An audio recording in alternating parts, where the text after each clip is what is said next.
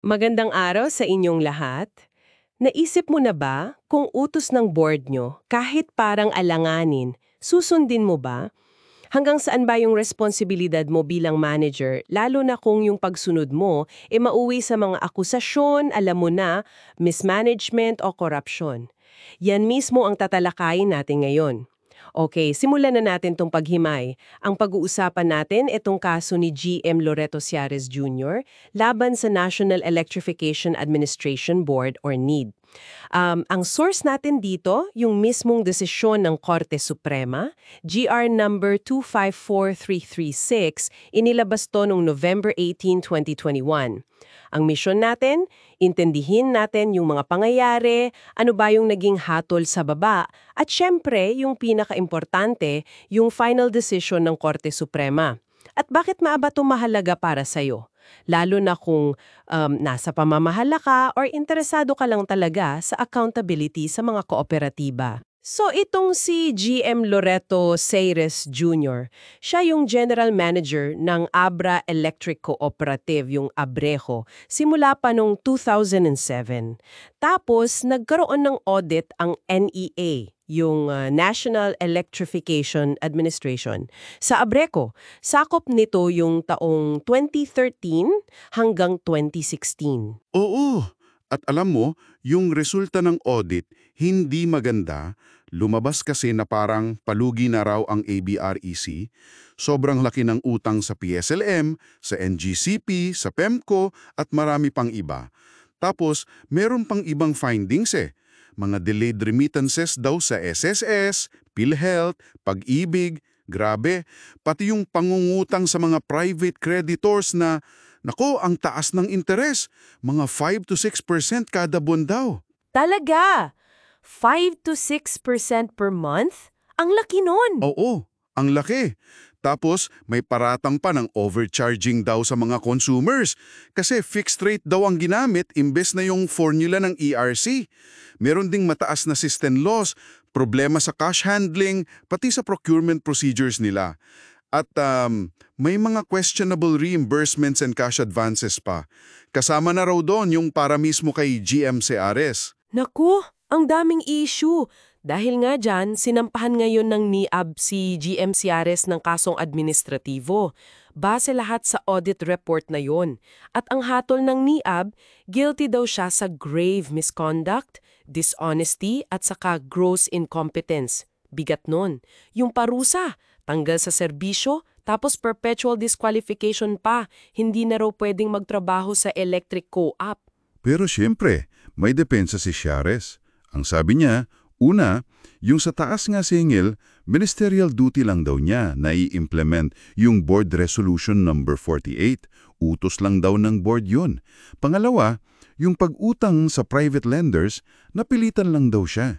Kasi kailangan daw para hindi magsara ang Abrico, lalo na't hindi naman daw tumulong ang NEA kahit humingi sila ng tulong pinansyal.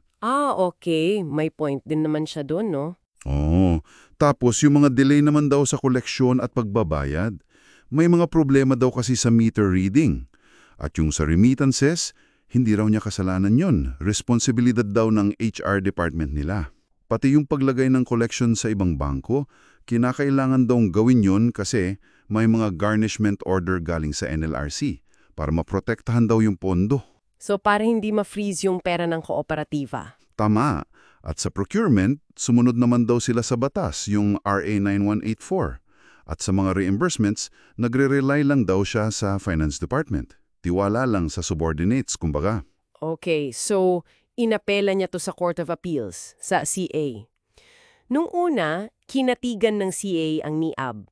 Guilty pa rin. Oo, pero nag-file si Ciares ng motion for reconsideration.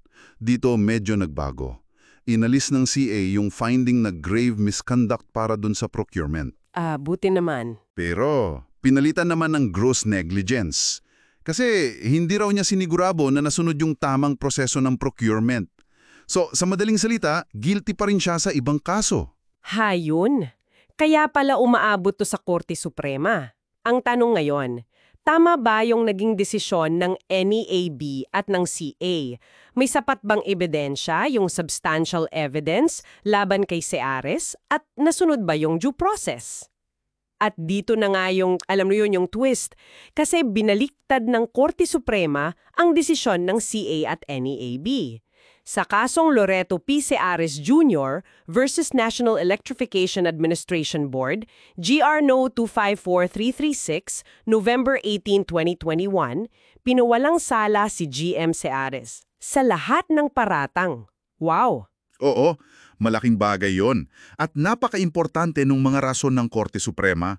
Unang-una, sinabi nila may violation of due process. Paano yon? Kasi daw, malabo yung desisyon ng NEAB. Hindi raw tinukoy ng maayos kung aling mga akusasyon o ebidensya ang para sa grave misconduct, alin sa dishonesty at alin sa gross incompetence. Parang shotgun approach lang daw, hindi specific. Dahil doon, nahirapan daw si Seares na idepensa yung sarili niya ng maayos. Kaya sabi ng korte, void daw yung ganong klaseng desisyon. Makes sense. Dapat malinaw kung ano yung specific na kasalanan at ebidensya, no? Tama. Pangalawa, sabi ng korte, lack of substantial evidence. Kulang daw talaga yung ebidensya para mapatunayan yung mga paratang. Halimbawa, dun sa rate increase, tama daw si Seares. Ministerial duty niya lang talagang ipatupad yung board resolution. Hindi niya pwedeng questionin yun basta-basta.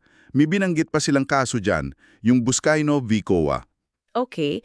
Paano naman dun sa pag-utang sa private lenders? Dun naman. Sinabi ng korte na judgment call yon ni Seares para hindi magsara ang ABRECO. Lalo na nga at hindi raw nagbigay ng financial assistance ang NEE. At saka wala namang ebidensya na may makukuha siyang utang na mas mababang interes nung panahon na yun. Gets ko. So parang necessity defense? Parang ganun. Tapos, sa mga delayed remittances, hindi raw napatunayan yung mga detalye. At saka, inaffirm nila na responsibilidad nga yun ng HR department. Sa bank deposits naman, legitimate reason daw yung pag-iiwas sa garnishment para maprotektahan yung pondo at makapag-operate pa rin. Hindi raw yung para sa personal na gain. So hindi dishonesty? Oo. At dito sa reimbursements at procurement, dito na pumasok yung tinatawag na Arias Doctrine.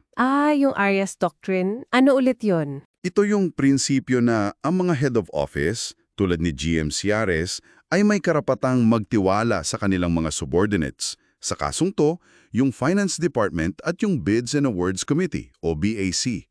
Lalo na kung wala namang red flag o malinaw na senyales na may mali o kahina-hinala na dapat pa niyang i-check ng mas malalim. Hindi automatic na liable agad ang head ng office. Kailangan pa rin ng, halimbawa, notice of disallowance para sa sarili niyang claim. Walang ebidensya ng korupsyon o dishonesty sa part niya dito. Napakaklinaw noon. Kaya pala ang final verdict ng Korte Suprema. Dismissed ang kaso laban kay GM Seares at pinag-utos pa ang reinstatement niya with full back salaries and benefits. Oo, isang malaking panalo para sa kanya at may mga mahalagang aral talaga tayong makukuha dito. 3 key doctrines kumbaga. Una, yung administrative due process.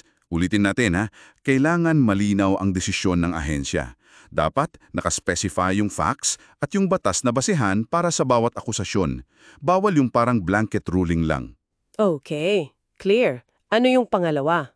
Pangalawa, ministerial duty. Kung utos ng board at mukhang valid naman, yung pagpapatupad nito ay ministerial lang. Hindi ka dapat maparusahan sa pagsunod mo lang, maliban na lang kung talagang kitang-kita na may irregularidad. At yung pangatlo, yung nabanggit mo kanina. Oo, yung Arias Doctrine o yung reliance in good faith. Mahalaga to para sa mga managers. Pwede silang magtiwala sa kanilang mga subordinates basta walang malinaw na dahilan para magduda o mag-imbestiga pa. Hindi porket may mali sa baba, kasalanan na agad ng boss. Napaka-interesante talaga ng kasong ito at ng mga prinsipyong lumabas. So, balik tayo dun sa tanong natin sa simula. Para sa iyo na nakikinig, lalo na kung nasa posisyon ka ng pamumuno o kahit simpleng miyembro lang ng isang organisasyon, paano mo kaya titimbangin yung pagsunod sa utos galing sa taas versus dun sa sarili mong responsibilidad na siguraduhing tama at legal ang lahat ng ginagawa? Isang malaking tanong yan na dapat pagnilayan, no? Ano kaya yung pinakatumama sa'yo dito sa kasong pinag-usapan natin? I-share mo naman yung insights mo sa comments section sa baba. At syempre, kung nakatulong sa'yo itong talakayan natin, pa-favorite naman dyan. Oo nga, at para hindi ka mahuli sa mga susunod pa nating paghimay ng mga mahahalagang kaalaman galing sa iba't ibang sources, mag-subscribe ka na. Hanggang sa muli nating pag-uusap.